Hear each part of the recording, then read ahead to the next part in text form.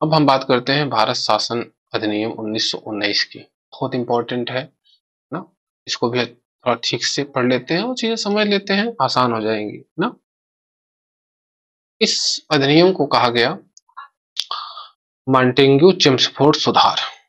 पहली बात तो मॉन्टेग्यू चेम्सफोर्ड सुधार। ठीक। क्यों मॉन्टेग्यू? मॉन्टेग्यू के बारे में तो हमें समझना ही है। ये थे भारत सचिव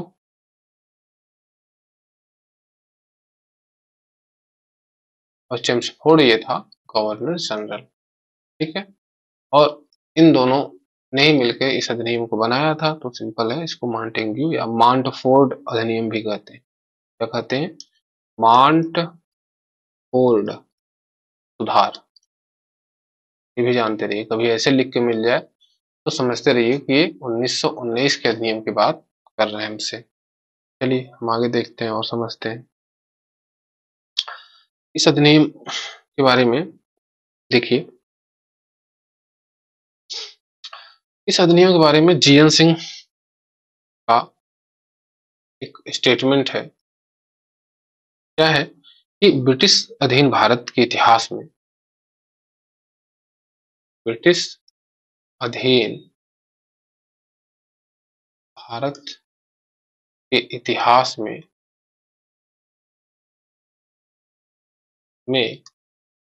सबसे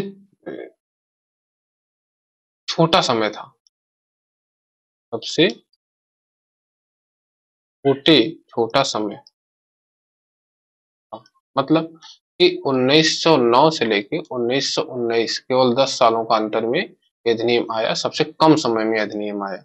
ठीक है, बाकी अधिनियम में बहुत ज्यादा समय लगा, लेकिन यह अधिनियम बहुत कम समय में आया। क्यों ऐसा हुआ? जल्दी से क्यों अधिनियम आ गया? तो समझते हैं कारण ना, क्या क्या कारण थे ना। इसकी पृष्ठभूमि समझते हैं, इसके कारण समझते हैं। ठीक, तो चलिए हम कारण इस अधिनियम के आने के थोड़ा सा समझ लेते हैं। देखिए, पहला कारण तो 1909 का जो अधिनियम था वो असफल रहा।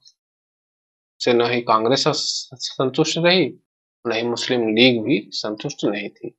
तो 1909 के अधिनियम की असफलता भी एक कारण था। उसके अलावा देखिए, प्रथम विश्व युद्ध इसी समय हुआ।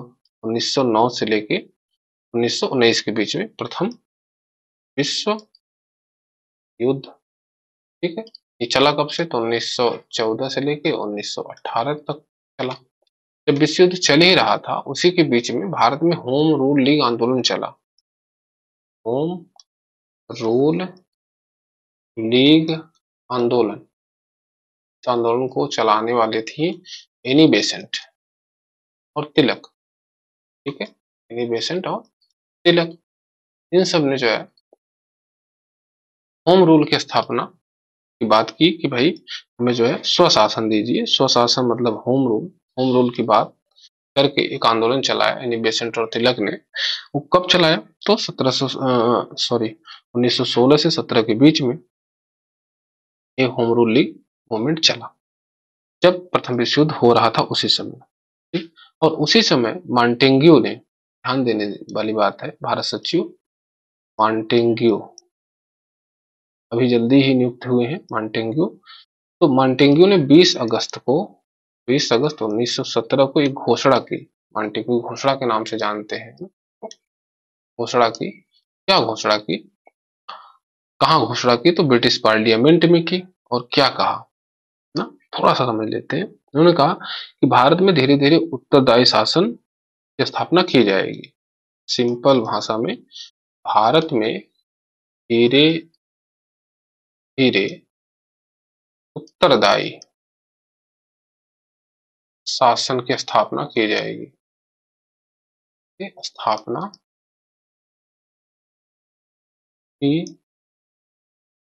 जाएगी। अब इसका मतलब ये नहीं कि भारत को आजादी दे दी जाएगी। नहीं नहीं, उत्तरदायी शासन मतलब कि जो शासन है भारतीयों को दिया जाएगा, लेकिन जो मेन शासक है वो अंग्रेज ही रहेगा ना।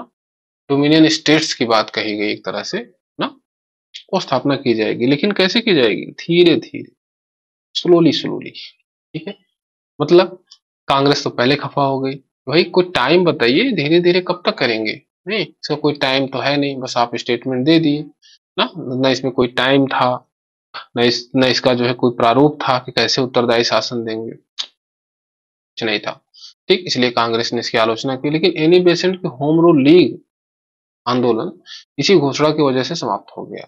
क्यों? एनी बेसेंट का कहना था कि भाई हम होम रूल मांग रहे थे, हम स्वशासन मांग रहे थे, और मार्टेंगू तो दे रहा है ना, दे देगा, कह रहा है तो दे देगा। ऐसा मान के एनी बेसेंट ने अपना होम रूल लीग आंदोलन जो है इसी के बाद जो है समाप्त कर दिया।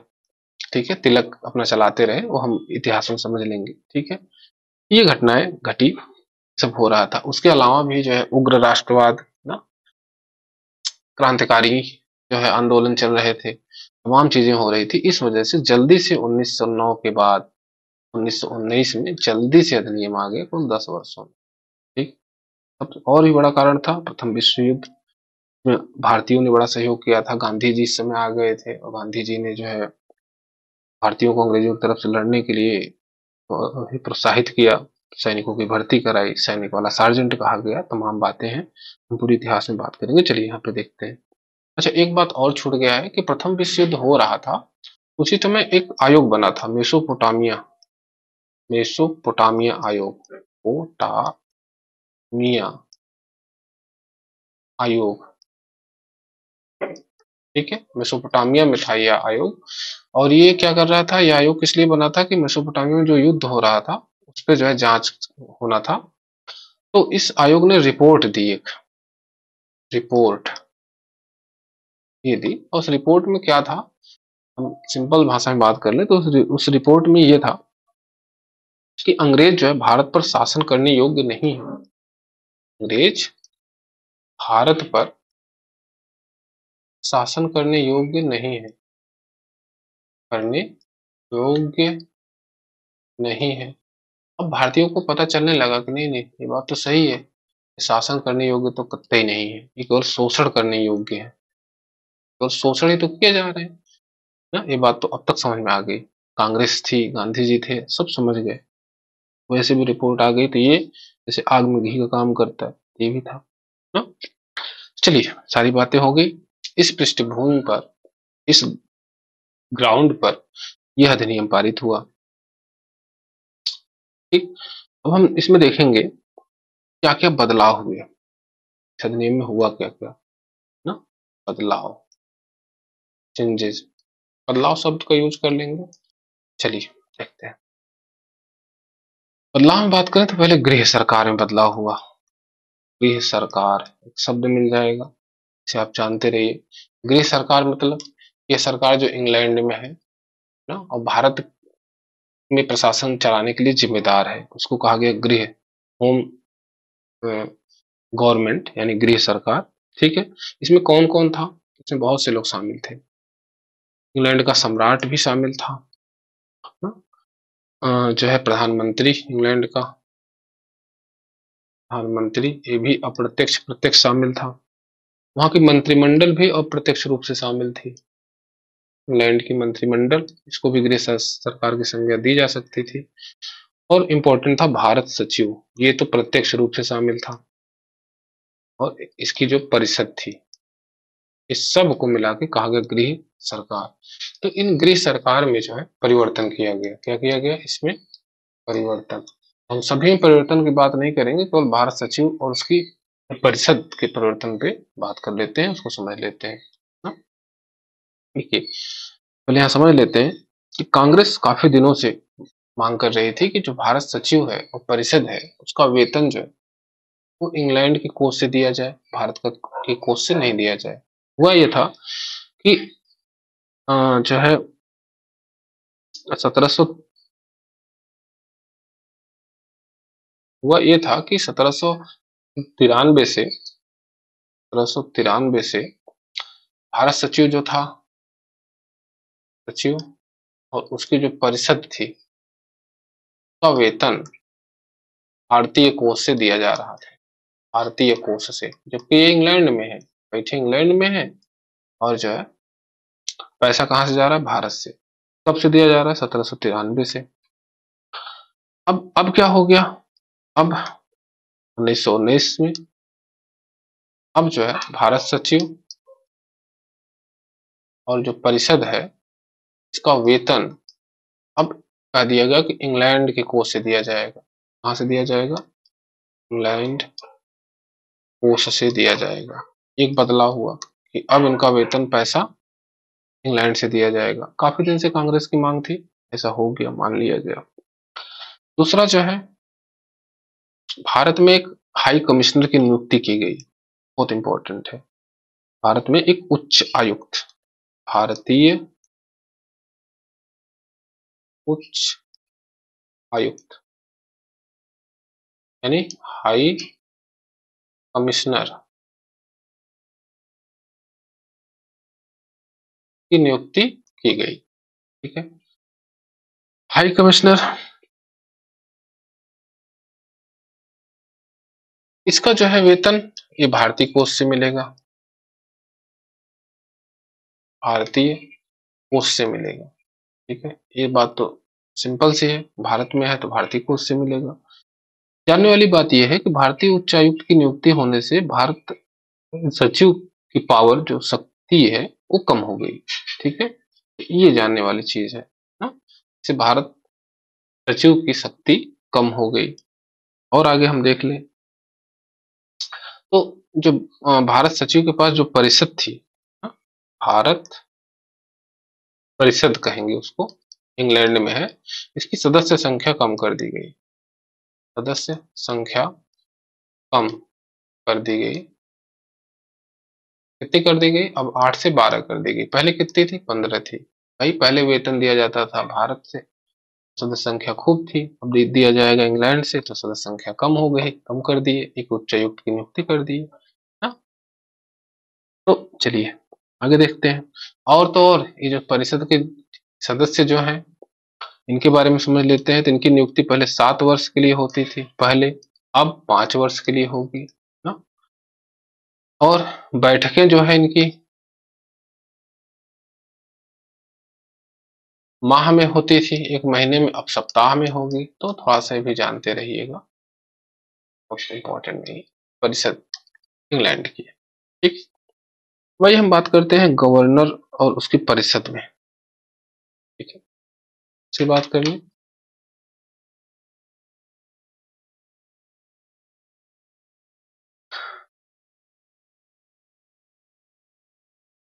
वही हम बात कर लेते हैं केंद्रीय विधानमंडल की, है ना।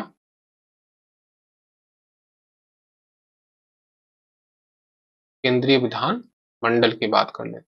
ठीक है, केंद्रीय विधानमंडल में पहले समझिए कि केंद्रीय विधानमंडल में इस अधिनियम में 2 सदन बनाए गए, 2 सदन बनाए गए। जैसे अभी है भारत में 2 सदन है ना, संसद में 2 सदन है, तो उसी तरह 2 सदन बनाए गए, यानी द्विसदनीय कहा गया, द्विसदनीय विधानमंडल बनाया गया। ठीक, 2 सदन कौन कौन से थे यहाँ पे हम लोग देख लेते हैं, थोड़ा सा समझ लेते हैं।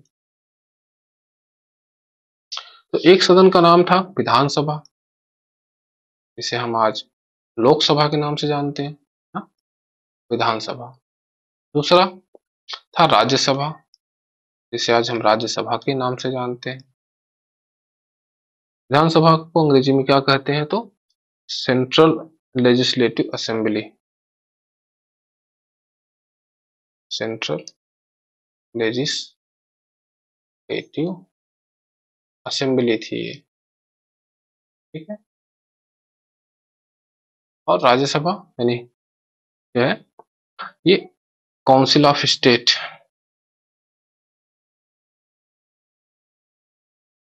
Of state. ठीक है, चलिए विधानसभा बना दी गई, राज्यसभा बना दी गई, 2 सदन की व्यवस्था की गई केंद्रीय विधानमंडल, केंद्र लेवल पर। ठीक है, अब यहाँ थोड़ा सा ये जान लेना जरूरी है, सदस्यों की संख्या। तो पहले हम बात कर लें सदस्यों की संख्या जो है केंद्रीय विधानसभा में। हाँ? केंद्रीय विधानसभा में कुल 145 सदस्य होने थे। ठीक, यह निम्न सदन था। निम्न सदन आज भी वही हाल है। लोकसभा क्या है? निम्न सदन है, लोगों की सभा है ना, असेंबली है। तो इसमें 145 सदस्य होने थे टोटल। इसमें जो है अगर हम बात करें 145 में, तो 4 जो है मनोनीत होने वाले थे, सॉरी 41 मनोनीत होंगे, 41 जो है मनोनीत किए जाएंगे। इसमें हम बात कर लें तो 41 मनोनीत किए जाएंगे और 104 निर्वाचित किए जाएंगे। ठीक, ठीक। अगर इसमें हम और बात कर लें 104 में, इंपॉर्टेंट हो सकता है आपसे क्वेश्चंस पूछ ले, थोड़ा सा जान लेने में ठीक रहेगा। इसको 104 जो चुने जाने वाले थे उसको कैटेगराइज कर लेते हैं अगर हम, तो 52 सदस्य है साधारण निर्वाचन क्षेत्र से। साधारण निर्वाचन क्षेत्र मतलब कि कोई आरक्षण नहीं, नॉर्मल निर्वाचन क्षेत्र था। ठीक, और समझ लेते हैं। इसमें से 32 इस सांप्रदायिक आधार पर, सांप्रदायिक निर्वाचन क्षेत्र, यहाँ पे आपको समझना पड़ेगा। इसके अलावा जो है और जो है तो हम बाद में समझ लेते हैं, पहले इसको समझ लेते हैं। इसमें जो 32 में से 30 जो है मुसलमानों के लिए था, 30 मुसलमानों के लिए था। अभी तक तो जो 1909 का अधिनियम था केवल उसमें मुसलमान थे, लेकिन यहाँ पर और हम देखेंगे तो 2 सिखों के लिए भी हो गया, तो सिखों के लिए कर दिया गया ना। तो सिखों को भी अब क्या मिल गया? पृथक निर्वाचक मंडल। तो ध्यान देने वाली बात यह है कि पृथक निर्वाचक मंडल, यहाँ पे यही समझ लेते हैं, निर्वाचक मंडल का विस्तार कर दिया गया। क्या कर दिया गया? विस्तार। पहले जो है केवल मुसलमानों को मिला था 1909 के अधिनियम में। अब मुसलमानों को, सिखों को और यूरोपियों को भी मिला। देखते हैं और जो संख्या जो बची है उसमें से अगर हम बात करें 52 और 32 के बाद जो संख्या बची है तो 20 जो है ये विशेष निर्वाचन क्षेत्र से, विशेष निर्वाचन क्षेत्र से चुने जाते थे। और 7 जो है भूमिपतियों द्वारा,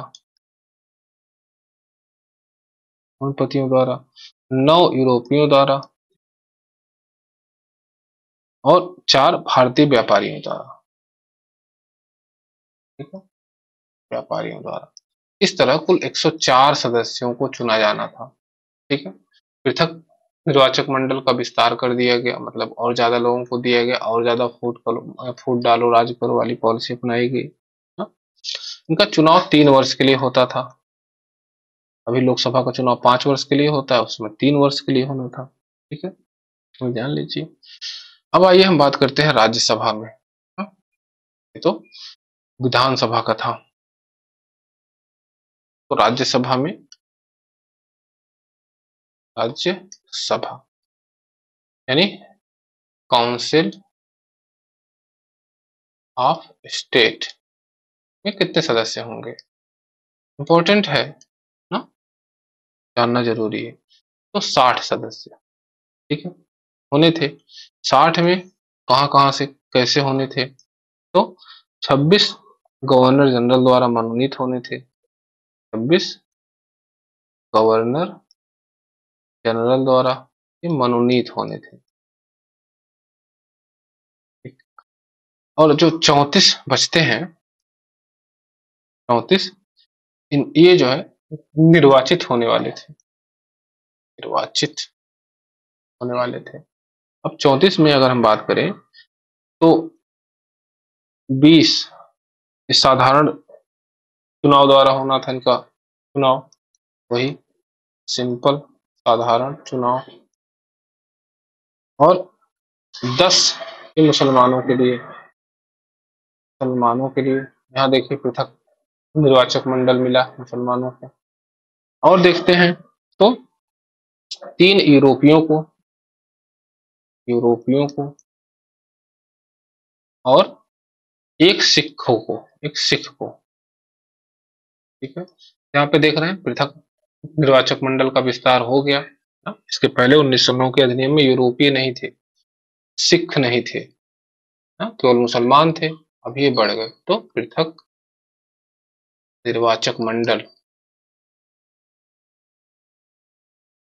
का विस्तार किया गया ना। इतनी सीटें इनको आरक्षित कर दी गई एक तरह से, 10 मुसलमानों के लिए, 3 यूरोपियों के लिए, एक सिखों के लिए, यानी 14 सीट जो है राज्यसभा में दे दी गई।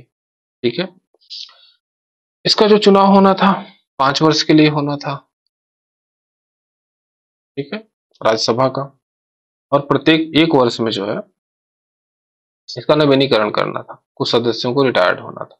ठीक है। तो ऐसा आज हमारे राज्यसभा में भी है ना। तो हम राज्यसभा का जब आएगा तो हम पढ़ लेते हैं। चलिए और बात कर लेते हैं हम। तो इसको किसको वोट करने का अधिकार था, बहुत इंपॉर्टेंट है, कौन कौन वोटर बनेगा इसमें ना। तो जो बात करने पहले कहा राज्यसभा की, ठीक है, तो अभी हम पढ़ चुके हैं काउंसिल ऑफ स्टेट के, कंफ्यूज नहीं होना है। राज्यसभा 2 सदन बन गए थे, अभी हम बात कर लिए हैं। 2 सदस्य में काउंसिल ऑफ स्टेट राज्यसभा की बात कर रहे हैं। ठीक है, भंग नहीं होने वाली है, इसे उच्च सदन कहा जाता है, आज इसे उच्च सदन कहा जाता है। ठीक है, ये भंग नहीं होती कभी, ये अनवरत चलती रहती है। तो राज्यसभा में जो 60 सदस्य चुने जाने वाले थे उनका चुनाव कौन करेगा ना, यानी मताधिकार, मत कौन देगा। तो मताधिकार की बात कर ले, एक वोटर की बात कर ले, समझ रहे, बहुत अच्छे से समझ लेते हैं। ठीक, वोटर की बात कर ले तो वोट कौन देगा, जिसकी वार्षिक आय 10,000 हो, जिसके पास 10,000 वार्षिक आय हो, वो जो है वोट कर सकता था। और कौन कर सकता था, कम से कम 750 रुपया वार्षिक, 750 रुपया वार्षिक भूमि कर दे, भूमि कर देता हो। ठीक है, ये 2 कंडीशन थी वोटर्स के लिए कि इतना इसको ये फुलफिल करेगा तो वोटर होगा। अब और बात कर ले प्रत्याशी की। प्रत्याशी, जो प्रत्याशी होगा, नहीं जो चुनाव लड़ेगा, जो नेता होगा, उसकी क्या क्वालिफिकेशन थी ना? तो उसकी क्वालिफिकेशन की बात करें, योग्यता की बात करें, तो कम से कम विधानमंडल का अनुभव हो उसे, विधानमंडल, राज्यों में जो विधानमंडल है ना उसका अनुभव हो वो, तब तो राज्यसभा में जा सकता है, मतलब प्रत्याशी बन सकता है। एक बात। दूसरी बात, नहीं विधानमंडल का अनुभव है तो विश्वविद्यालय सीनेट का सदस्य हो, क्या हो, विश्वविद्यालय सीनेट का सदस्य हो। समझ रहे, अभी भी जो क्वालिफिकेशंस है इस समय आप कमेंट करके बताइएगा। तीसरी बात थी उपाधि होल्डर हो, उपाधि धारक हो, धारी हो, कोई इसको मेडल मिला हो, कोई टाइटल मिला हो, ठीक है, तो जो है वो प्रत्याशी हो सकता है किसका, राज्यसभा का। ठीक, देखिए सीमित मताधिकार था, सिंपल सी बात है, सीमित मताधिकार तो था।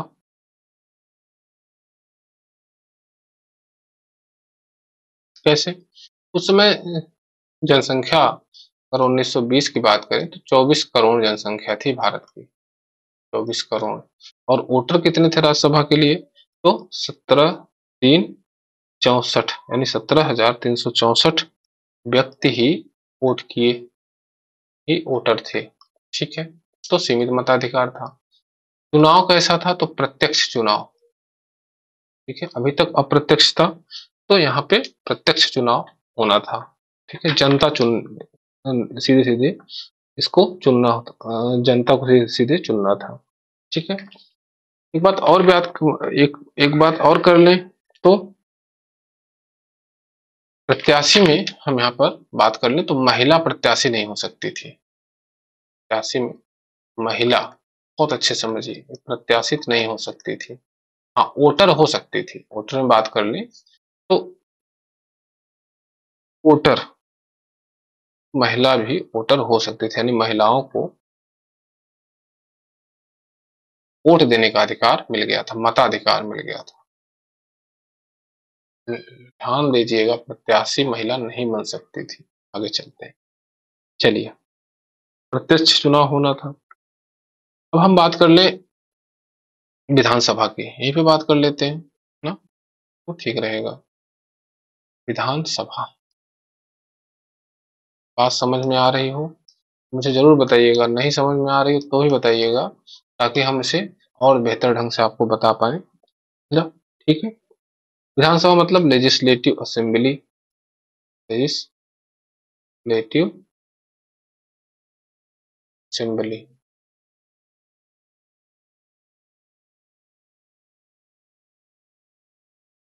इस असेंबली में, विधानसभा में जो मताधिकार जो है मिला, यानी जो वोटर थे ना, उनकी क्या योग्यता थी,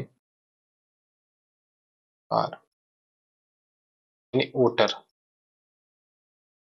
समझ लेते हैं। थोड़ा सा डिटेल में समझने में कोई दिक्कत नहीं है ना।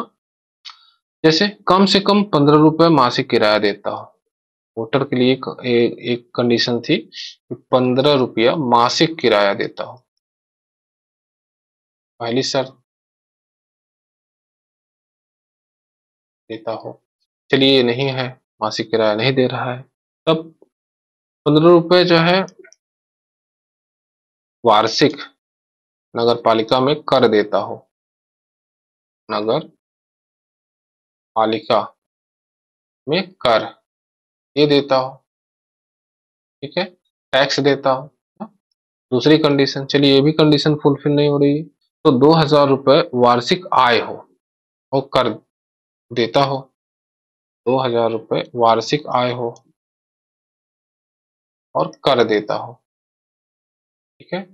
और तो और तीसरी बात, चलिए इसमें से कुछ नहीं है, तो 50 रुपया वार्षिक भूमि कर देता हो, क्या देता हो, भूमि कर। तो इन कंडीशंस में कोई एक कंडीशंस अगर है तो वोटर हो सकता था विधानसभा के लिए, ठीक है ना, थोड़ा सरल था।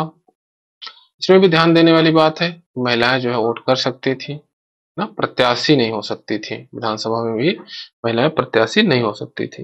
अगर हम बात करें तो पहली बार जब चुनाव हुआ तो हम अभी पीछे बात कर चुके हैं, 1920 में 24 करोड़ जनसंख्या थी, करोड़ जनसंख्या थी, उसमें से 9 लाख ही जो है मताधिकार, 9 लाख को मताधिकार मिला, तो 9 लाख ही वोटर हुए इस हिसाब से, इस कंडीशंस में, बहुत कम। तो अब यहाँ पे हम समझ गए कि सीमित मताधिकार था, यहाँ भी सार्वभौम मताधिकार नहीं था। आज क्या है, सार्वभौम मताधिकार। सार्वभौम मताधिकार मतलब क्या होता है कि 18 साल से ऊपर कोई भी व्यक्ति है वोट करेगा, कोई जो है संपत्ति का या इनकम का कोई ये बाउंडेशन नहीं है, ठीक है। यहाँ पे क्या था, सीमित मताधिकार था। दूसरी बात, महिला महिलाओं को मताधिकार करने अ, दिया गया, यानी मत देने का अधिकार दिया गया, महिलाओं को मत देने का अधिकार ये मिल गया, लेकिन प्रत्याशी नहीं हो सकती थी, या लेकिन यहाँ पे चाहे तो आप नोट कर सकते हैं कि प्रत्याशी यानी नेता नहीं हो सकती थी, प्रत्याशी नहीं, ठीक है। और तो और देखते हैं, सांप्रदायिक, फिर से बात कर लें बहुत अच्छे से, सांप्रदायिक निर्वाचक मंडल का विस्तार किया गया, हम पहले ही बात कर चुके हैं, फिर से समझ लेते हैं। का विस्तार ना, पहले मुसल विस्तार से मतलब पहले मुसलमानों को दिया गया था 1909 में, अभी किसको किसको दिया जा रहा है, तो अभी जो है सिख को, आंग्ल भारतीयों को, मुसलमानों को तो पहले से है, सिखों को दिया गया, बढ़ा दिया गया, आंग्ल भारतीय यानी यूरोपीय तरह से इनके लिए बढ़ा दिया गया, तो थोड़ा सा जानते रहिए, इसको भी नोट डाउन कर, ठीक है। अब और हम थोड़ा सा बात कर लेते हैं, थोड़ा सा और बात कर लेते हैं केंद्रीय विधानमंडल की शक्तियों पे। हो सकता है यहाँ से क्वेश्चन आ जाए। टीजीटी, पीजीटी और यूपीएससी के लिए तो बहुत इंपॉर्टेंट है, पीसीएस के लिए बहुत इंपॉर्टेंट है कि जो केंद्रीय विधानमंडल, हम अभी समझ लिए है पूरा, केंद्रीय विधानमंडल में 2 सदन होंगे तो ना, तो केंद्रीय विधान मंडल में जो 2 सदन होंगे उसकी शक्तियां क्या होंगी, शक्तियों पे बात करेंगे। शक्तियां, पावर, शक्तियों में बात करें तो ये समस्त भारत के लिए कानून बना सकती थी, पूरे भारत के लिए।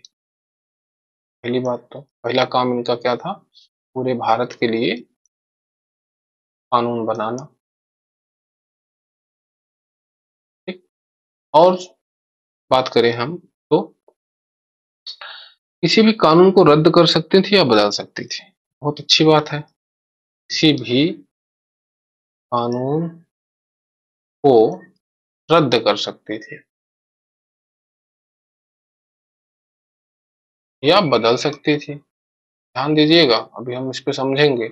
सभी कानूनों को रद्द कर सकती थी क्या? नहीं नहीं, ऐसा नहीं है, अभी समझते हैं हम इसको। सदस्यों को प्रस्ताव और स्थगन प्रस्ताव रखने की अनुमति थी।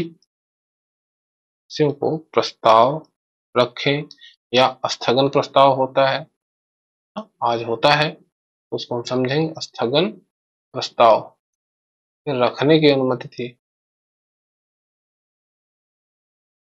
ठीक है, ये अनुमति मिली 1919 में। और तो और प्रश्न पूछने का, पूरक प्रश्न पूछने का, बोलने का, सबको जो है स्वतंत्रता मिल गई थी ना। इसके पहले ही मिल गई थी। जैसे प्रश्न पूछने का अधिकार तो कब मिला, पहली बार तो पूछा जाए तो 1892 में मिला ना।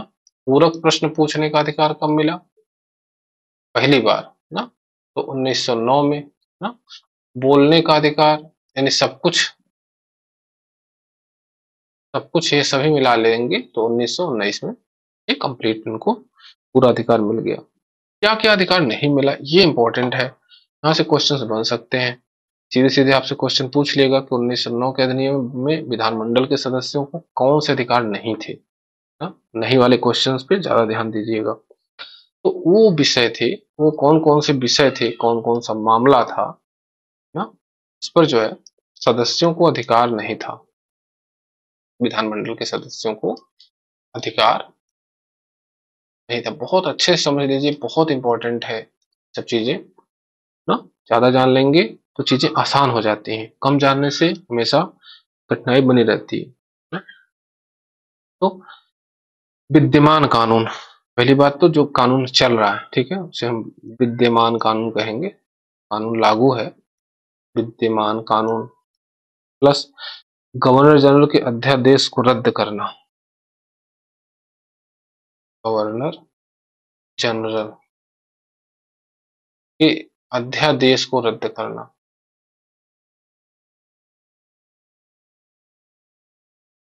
रद्द करना, ये अधिकार नहीं था। ठीक है, ये अधिकार नहीं था, हम पहले लिख ली, सदस्यों को अधिकार नहीं था। तो ये अधिकार नहीं था। कौन सा अधिकार, गवर्नर जनरल जो अध्यादेश जारी करता था, पहले बात तो गवर्नर जनरल को अध्यादेश जारी करने का अधिकार था ना। और इसका अध्यादेश 6 महीने के लिए वैलिड होता था, 6 मंथ्स के लिए ना। तो गवर्नर जनरल जो अध्यादेश जारी करता था उसको रद्द नहीं कर सकते थे कौन, विधानमंडल के सदस्य। ठीक है, और जो कानून विद्यमान कानून है उसको भी रद्द नहीं कर सकते थे। अभी पीछे हम कर उनको अधिकार तो मिला था लेकिन नहीं कर सकते थे। ठीक है, ये काम नहीं कर सकते थे। और कौन सा काम नहीं कर सकते थे, विदेशी संबंध, वही बात है पिछले अधिनियम के अनुसार। विदेशी संबंध पर जो है अपना कोई विचार कुछ भी नहीं कर सकते थे। देशी रियासतों से संबंध, देशी रियासतों से जो संबंध था अंग्रेजों का, उस पर भी ये विधानमंडल के सदस्य कुछ नहीं कर सकते थे, कोई कानून नहीं बना सकते थे। और स्थल सेना, नौसेना ना, तीनों सेनाएं, स्थल सेना, वायु सेना, इन सेनाओं से संबंधित जो मामले थे उस पर जो है विधानमंडल का कोई अधिकार नहीं था। ठीक। उसके बाद सार्वजनिक ऋण तथा कर, सार्वजनिक सरकारी ऋण तथा कर्ज पर भी कोई अधिकार नहीं था, ये भी जानते रहिए। और तो और जनता के धर्म, जो जनता थी उस पर जो उनकी जो धर्म था, ये जो रीति रिवाज थे, उस पर भी विधानमंडल का कोई अधिकार नहीं था।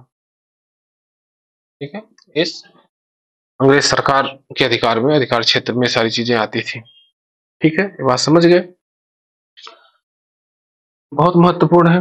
अब इसके अलावा विधानमंडल काम कर रही है, कोई कानून बना रही है ना, तो उसके पास आखिर कितनी पावर थी, क्या कर सकती थी, तो देख लेते हैं।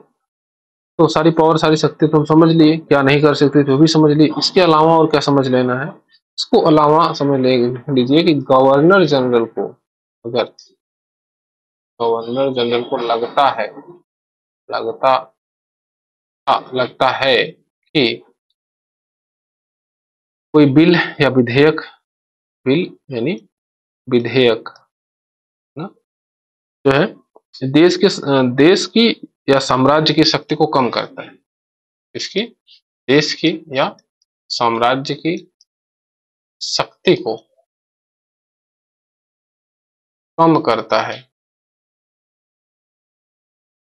ना, तो उसे रोक सकता है। हाँ, उसे रोक सकता था।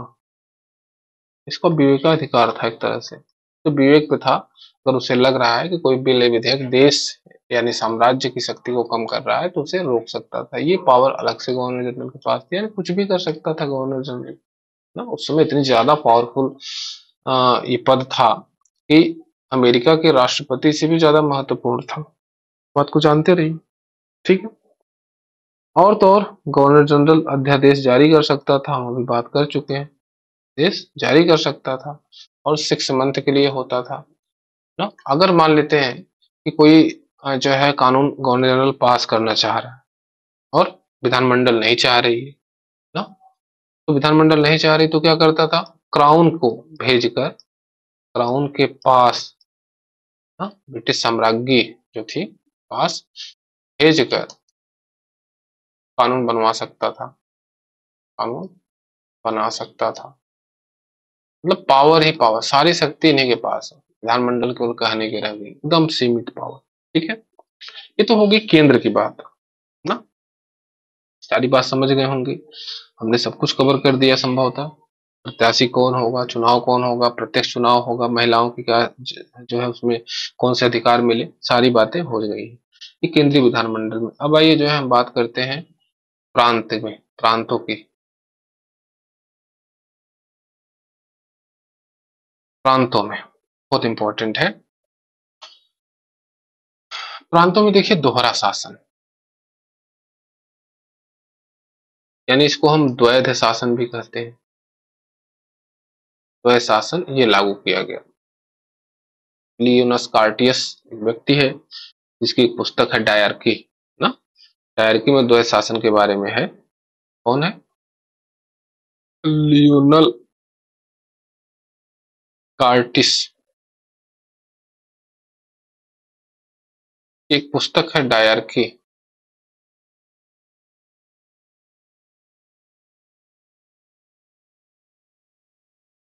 इस पुस्तक में द्वैध शासन के बारे में डिटेल में दिया गया है। ठीक है, तो प्रांतों में दोहरा शासन लगाया गया, केंद्र में द्वैध सदन, प्रांतों में दोहरा दोहरा शासन, तो मोस्ट इंपोर्टेंट। ठीक है, चलिए देखते हैं कैसे जो है द्वैध शासन लगाया गया, बहुत इंपॉर्टेंट है। तो समझते हैं, पहले थोड़ा समझ लेंगे। देखिए पहले जो है जो विषय थे, विषयों को बांटा गया, सब्जेक्ट विषय जिस पर कानून बनाना होता था ना, आज भी विषय हैं, कुछ केंद्र के पास विषय हैं, कुछ समवर्ती सूची में है, कुछ प्रांत के पास है। तो जो विषय थे वो विषयों को पहले जो है केंद्र और राज्यों में बांटा गया, और राज्यों में बांटा गया, तो ऑफिशियली है बांटा जाएगा। इसके अलावा जो राज्य के विषय थे, जो राज्य के विषय बच गए, राज्य के विषय थे, जो बचे हुए विषय थे, उसको 2 भागों में बांट दिया गया। कौन कौन से भाग, रक्षित और हस्तांतरित। एक आरक्षित, रिजर्व्ड, रिजर्व, और एक हस्तांतरित, हस्तांतरित, ट्रांसफर्ड, ट्रांसफर्ड, हस्तांतरित। तो आरक्षित और हस्तांतरित में राज्यों के जो जो सब्जेक्ट थे, जो मामले थे, उसको बांट दिया गया। अब आरक्षित जो विषय थे उस पे जो है बनाने का अधिकार था गवर्नर जनरल और उसकी परिषद को, गवर्नर जनरल प्लस उसकी परिषद को, ठीक है, ये कानून बना सकती थी, आरक्षित विषय थे। और जो हस्तांतरित विषय थे उस पे जो है कानून बनाने का अधिकार था गवर्नर, जो प्रांत में गवर्नर था, प्लस उसकी यानी राज्यपाल, यानी और प्लस निर्वाचित सदस्य, यानी मंत्रिमंडल, निर्वाचित सदस्य, समझ लीजिए। कोई दिक्कत नहीं है इसमें, कानून कोई भी बनाए ना, क्या दिक्कत है? कुछ नहीं दिक्कत है। दिक्कत कैसे है, आइए देखते हैं। जो आरक्षित सब्जेक्ट हैं, जो आरक्षित आरक्षित विषय हैं, उनको अगर हम समझ लें तो समझ जाएंगे। जैसे आरक्षित विषय अगर हम बात करें, जैसे वित्त, फाइनेंस, ठीक है, भूमि कर, ना, सिंचाई, ना, न्याय, पुलिस, ना, उद्योग, ढेर सारे विषय हैं, उद्योग, ठीक है, ये सारे विषय आरक्षित विषय हैं। और हस्तांतरित विषय में जैसे शिक्षा, कृषि, पुस्तकालय, ठीक है, जैसे स्वास्थ्य, ना, जैसे स्वच्छता, ये जो है हस्तांतरित था, ठीक है।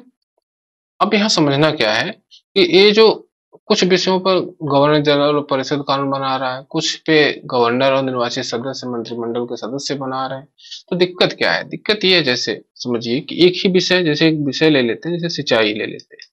सिंचाई पर कानून कौन बना रहा है? गवर्नर जनरल और उसकी परिषद, ठीक है, सिंचाई पर कानून बना रहा है। लेकिन वही कृषि पर कानून कौन बनाएगा? कृषि पर कानून बनाएगा गवर्नर और प्लस उसका मंत्रिमंडल।